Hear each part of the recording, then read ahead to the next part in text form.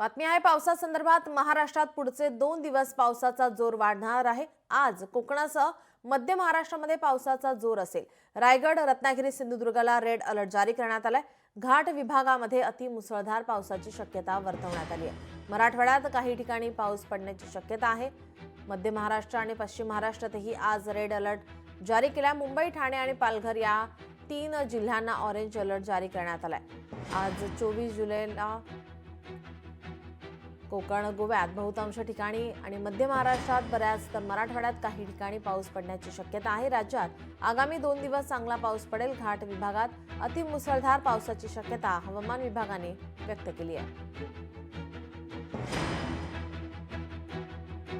आज कोकणासह मध्य महाराष्ट्रात पावसाचा जोर। रायगड, रत्नागिरी, सिंधुदुर्गला रेड अलर्ट जारी करण्यात आलेला आहे।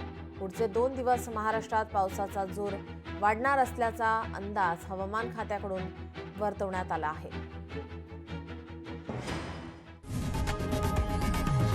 लोकशाही मराठी ऐका, पहा, जागरूक रहा।